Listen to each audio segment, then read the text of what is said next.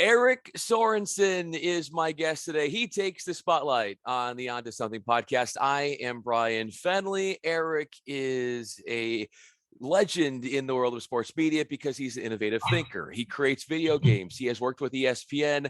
I know he's a humble guy, so he might think that what I'm saying is a little bit of a stretch, but it is not. And we are going to show all of you why during our conversation. A conversation where we sort of shy away from the small talk and we really get to know who Eric is on a deep level and understand what he's all about, what has impacted his outlook on life, and how that's impacted the way in which he looks about his visions for the industry of sports media. And Eric, I wanted to start here. First of all, really appreciate you doing this. Where do you think your life would be without a professor of yours challenging you during one day during Major League Baseball playoffs? Well, Bryan, thanks for having me on. I've watched some of these podcasts that you've done. You do a fantastic job, and super excited to be here. So thank you for letting me participate. I think to sort of answer your question, where do I think I would be? I'm not sure I know what I'd be doing. Right? Like I don't know that that I've really thought about how life would be different if I wasn't working in this industry, right? So yeah, it's a really interesting story. I think at least it is to me. I went to Sam Houston State, a small college in Huntsville, Texas. I had a professor there who was sort of the head of the department, Dr. Mary Jo Cochran. And, I remember sort of we would have meetings about, career path and what do you want to do? And I told her that I wanted to work in sports and didn't know what or how I was going to break into the industry in any way. But there was one day, which you referenced, where there was an Astros-Braves playoff game down at the Astrodome. And my professor, she said to me, your assignment for today is to go down there and come back with a business card from somebody from ESPN. It was a set day, the day before the game. And I thought, okay, well, that's kind of cool. I mean, I'll give it a shot, right? And so I, hopped in my truck and from Huntsville, Texas, drove down to the Astrodome. And this was, prior to 9/11. So, it was a lot easier to get close to production trucks or, get close to the stadium at that time. So literally drove into the Astrodome. There's no security, no parking security attendant or anything like that. Walked right up to the ESPN truck and I said, hey, I'm a college student. I'd love to learn. I'll make copies. I'll do whatever. And the two guys sort of standing outside the truck were a guy named Steve Lawrence and another guy named Fred Godelli.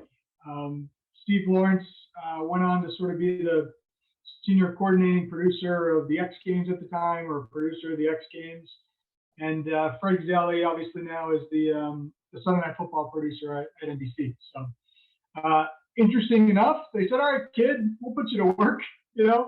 I remember sort of driving the golf cart back and forth and pulling, bringing cables over and cameramen over to the other side of the arena. I was like, this is the coolest thing ever, right? Like they're letting me do all this kind of stuff. But then they asked me to come back the next day, and I came back to the game, and I sat in the production truck next to the producer, who my job was to sort of log pitch count, so how many fastballs and curveballs and sliders, and then they would relay that up to the play-by-play guy, who would say, so-and-so has thrown 7 sliders in the last 3 innings or whatever that is. So it was really, I guess, great opportunity and great experience, but I don't know where I would be without her sort of pushing me. Like that jump started my career at ESPN, and it went on to sort of lead to a PA position in Bristol, a production assistant position in Bristol. But I would say it was sort of based off of her pushing me to do it, and then the second piece to that is probably leveraging relationships and connections to get that first gig. So knowing what she said and her challenge to you, the professor, let's go back to when you're on the compound there at the playoff game and you are in your head sort of scoping out what you're going to say to them and you're getting right close to that moment, how, if you relive the moment of you going up to them and doing this without knowing them and doing this in a way which is a very courageous thing to do, because you never know what kind of response you're going to get. Right. That particular moment when you broke the ice, what was that like? I mean, I can sort of, I mean, I can't remember exactly what I said, but I can sort of visualize there's a truck over here and a truck over here, two production trucks, two guys sort of standing in the middle. And I'm sure I rehearsed my whole way down there what I would say to the first ESPN person that I saw. Do I say, like, my professor told me to come back with a business card so I could pass her class? I don't know. Right? But yeah, I mean, I'm pretty sure that I said, look, I'm a college student. I'd love to learn. You know, I'll make copies. I'll get coffee. I'll do whatever just for the opportunity to be here. And you know, I think I didn't know what was going to be said. I mean, literally, they could have said, "Hey, you know, we're sorry, but we can't. You know, we can't have any more people. You know, you haven't signed a waiver. We don't know who you are, or whatever." Right? But I guess they, you know, took a chance on me and put me to work. What did they see as far as your charisma, in your willingness not just to show up and to be there, but to do whatever they need you to do as a way to say, hey, we could use this guy moving forward. And this was not something that was just a one-off day, where they had enough of a trust and a confidence in you, which then led you to ESPN as a PA, and then from then going on and doing more things. You know, I don't know if it was necessarily like that at first meeting, right? I think one thing that I remember is I was pretty pesky about calling people that I had their business card to, right? Um, and I remember sort of following up on those relationships, like saying, "Hey, you know, I know the X Games are coming up. Can I come out there and be a runner or you know PA or you know whatever that would be?" I mean, I think it was. I would sort of say it was luck, but it was also taking advantage of the opportunity that was presented to me, right? So thinking about um, here's the opportunity. What are you going to do with it? How are you going to follow up and leverage this relationship to, you know, whether that's for personal gain or for opportunities, whatever that might be. And um, I think that is what sort of has helped me the most throughout my career. Not necessarily a charisma or you know what I mean, like the ability to stand out above the crowd. I think it's the the directive that I take to sort of say, hey, here's the opportunity that's presented to you. What are you going to do with it? The flow of your career, the staying power of your career, to the concept of maximizing opportunities. It started out when you were young, when you introduced yourself blindly at that Major League Baseball playoff game. And then how have you seen that sort of behavior repeat itself over your career since? Yeah, I mean, I think I guess I'm a you know a believer that everything happens for a reason, and I sort of step into a moment or an opportunity and sort of say, okay, here is the opportunity. What do I hope will happen from this, right? And then I do everything in my power to sort of make it happen, right? To sort of think about here's the opportunity you were presented, whatever that may be, whether that was job changes throughout the course of my career or chance meetings or, you know, whatever that might be. But what do I hope happens from this opportunity? And like, what do I need to do to try to ensure that I can make that happen? Right. And so I think that's sort of how I view it. And I still view it that way today. You know, the role that I'm in now was not necessarily a like career path that I would have jumped into, you know, 10, 15 years ago or thought, well, this is what I want to do. But I was presented with an opportunity and I'm learning a ton from it, right? And so my goal was, if I'm going to be in this role and if I'm going to be doing this, how do I get the most out of it? And that's what I'm trying to do. And that's what I guess I would sort of say I've tried to do with every opportunity that was presented to me. What do you think, in terms of the influence that your mom has had on your life and your career, that you've gotten the most out of her and her teachings and just the way in which she raised you, and what that has done towards your advancement in life, not just career wise? Yeah. So, I guess to sort of get to probably the influence that my mom had in my life, um, would sort of start with, like, my dad was always working, super busy guy. And then he was also in the Navy Reserve. So a lot of weekends he was probably gone too, right? So my mom was always the one that would, take my sister and I to church or go outside in the driveway and shoot hoops with me, right? So, um, you know, at my mom's funeral service, I remember sort of saying, I'm not afraid to admit that I'm a mama's boy, you know? So yeah, my mom, just in terms of, I guess, the type of person that she was and the caring nature that she sort of had towards other people. And I didn't really recognize that, probably, I don't know, probably until after she had passed away, but just, she was a busybody, right? I mean, she would make friends with people in the airport and take a picture of them and then send it to them, that kind of thing.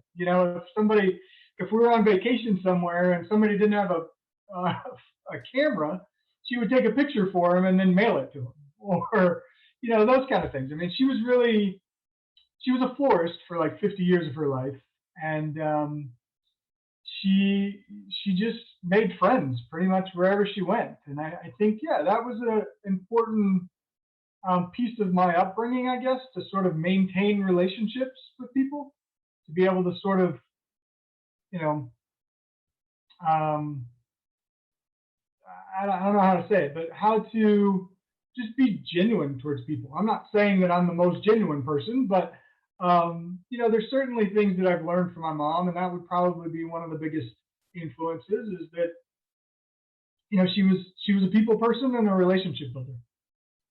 As I hear you talking about your career advancement and how much building up networks and making friends and reaching out constantly, I see a lot of your mom and how she connected with people, and I see that running through you. And perhaps you've obviously noticed that, but in the way in which that you've become that people person like her, and how that has helped you in your own career, and watching how she has been able to, even a complete stranger, make these connections with people, and it's just an authentic connection that you have been able to master within yourself and help you and others in your own career. When do you find yourself thinking about your mom the most to this day? Huh. Um, Probably when there's a big achievement, or when it's like, obviously, I've got my family and my kids and my wife, and but there's that piece of you that wants to sort of be able to share those, whatever, those moments or those cool things with your mom or your dad, right? And my mom passed away in 2014, so I was still, I mean, I was still at the Longhorn Network when that happened. But I mean, my sort of career path has changed so much just since that moment, right? And I guess that's probably when I think about her the most. Not necessarily when I make a new connection or you know have an opportunity. It's really more when that opportunity manifests into something, and I want to say, "Hey, mom, like, guess what I'm doing now?" You know? What sort of validation would you like to hear from her? And what sort of validation would you hear from her from a prior achievement that you were able to share the news with her about? Huh. What sort of validation? Um, well, I mean, I always knew, like, I mean, there was never like I needed my mom to tell me that she's proud of me. She said it all the time. There was never a time that I needed mom to tell me she loved me. She said it all the time. Um, so I don't know that it's really more the, it's not that I needed her or I need her to validate what I'm doing now. I think it was just more to share in the joy, you know? How do you share the joy you have currently with your wife and kids? Yeah. I mean, I think we're all, you know, I don't know how they, sort of say you find your significant other, but certainly you find traits of your significant other that either you have or that your family members have. But, I mean, we all share in each other's joy. I mean, my kids doing something great at school or, hitting a triple, I have no idea, but, celebrating those moments, but they celebrated mine as well. I mean, in terms of things that I'm doing now or projects or reports that I've completed. They're like, I think that I get that validation from them as well because we take an interest in what everybody is doing. How have your kids taken interest in your path, what you've done in the sports world, and what were those conversations like with them? Yeah, it's interesting, right? Because back in um, my ESPN days, I got to do a lot of really cool, fun stuff. And I think that that's why a lot of people want to work in sports and want to get into the industry. And like I said, my job at ESPN afforded me a lot of really fun, cool opportunities. Um, but that was prior. Most of that was prior to kids, right? So in terms of dad working at ESPN or getting to go to Super Bowls or World Series or Stanley Cup Finals, whatever that might be. Um, my kids weren't around for that or to know that it happened. So it's really more like the old man in the corner telling stories to his kids at that point. But I think that they find it somewhat interesting. I mean, my oldest son is 14, and so it's hard for dad to keep his interest. Although you did tell me before we started this conversation, Eric, that your son was watching somebody else play a video game and you Yeah, had some news to reveal to your son about said particular video game. yeah. That was a pretty. I don't know if it was like a cool moment or like a oh my gosh I'm pretty old moment or like I don't really know what my feelings were at that moment. But yeah, it was. I was outside doing something in the backyard, doing some yard work or something, and I came inside and my son was watching a YouTube channel of somebody who was playing old sports video games. So I sort of come in, I look over at the TV, and I'm like, what are you doing? He's like, oh, this guy reviews old video games and sports video games, and sort of talks about the cool features or what they did, or what was bad about the games or whatever. And the game that he was reviewing, I think it was like NFL 2K4 or something like that. And I was able to share with him like, hey, Dad worked on that game. Like I was probably an associate producer on that game from a different role at ESPN than an actual game producer. But just the idea that like I walked in on my son watching somebody play a video game that I worked on was a pretty cool feeling, I guess.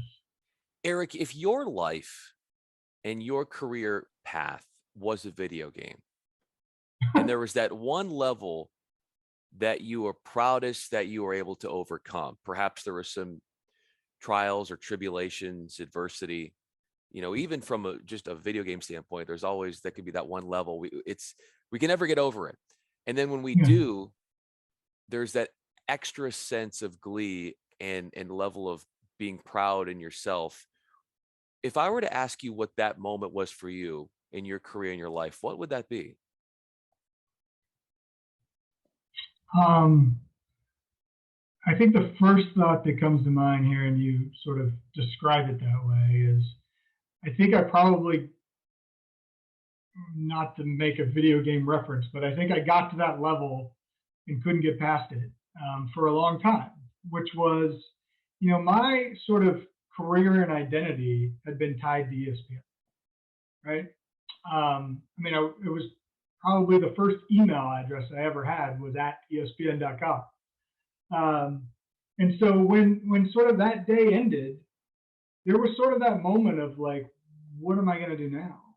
Like, where do I go from here? Do I need to change career paths? Is it over? Like, how do I continue sort of chasing my passion for sports and live content, or being tied to this industry after sort of my time at ESPN had ended? Not certainly not by my choice, but it was really one of those hurdles, one of those moments where you think, I don't know how I recover from this. And I certainly went through that, no doubt, right? Because all the relationships and friends and, that was my world for, 15, 16 years.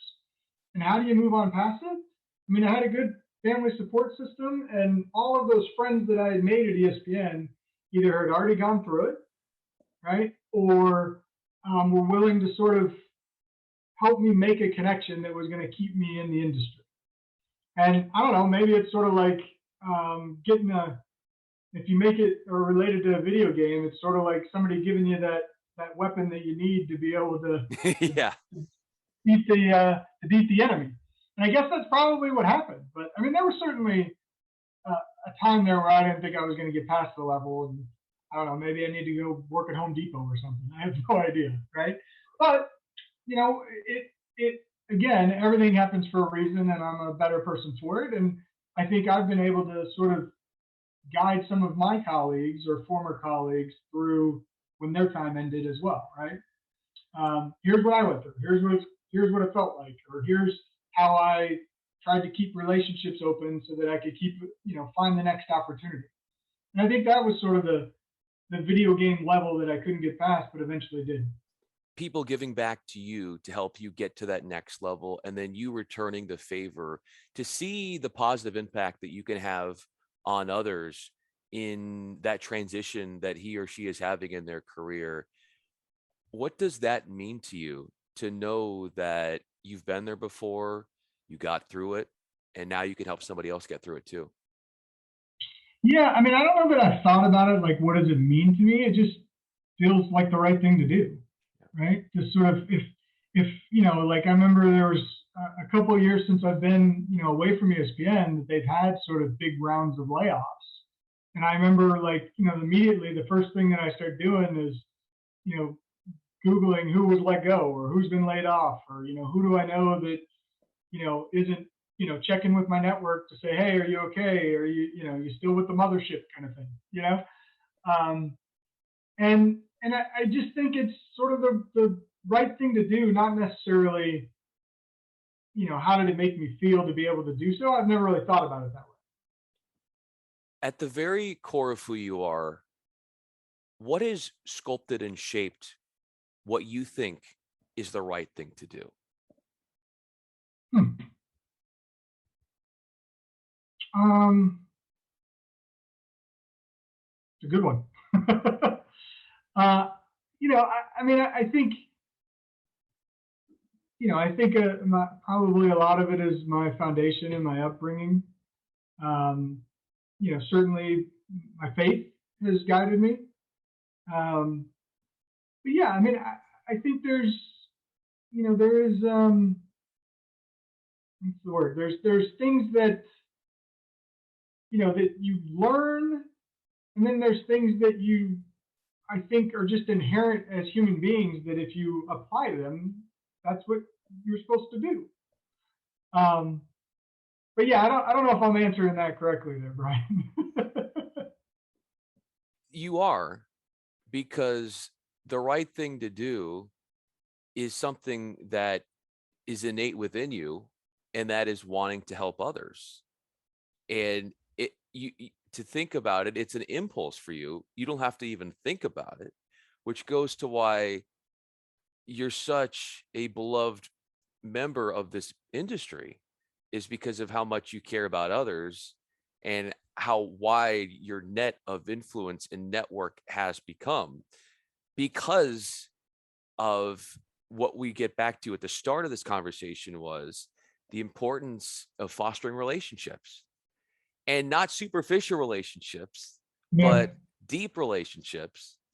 And I really do feel, Eric, over the course of this conversation, people are getting to understand not just your title, not just what you do on the surface, but how you think, how you act, why you act this certain way, and where it all is derived from, whether it's your mom's influence, the support of your wife and children, and the way in which you are doing great things to this day. That was, and that is why I wanted to have you on. And sort of as I wrap up this conversation, I, Eric, really appreciate your transparency and your openness and your storytelling for people to really understand who you are, unpeeling the layers of Eric Sorensen, and to understand what really has led to the launch of your career, the staying power of your career, and the positive effect that you have on others. Really appreciate the time, Eric. This was a lot of fun. Thank you, Brian.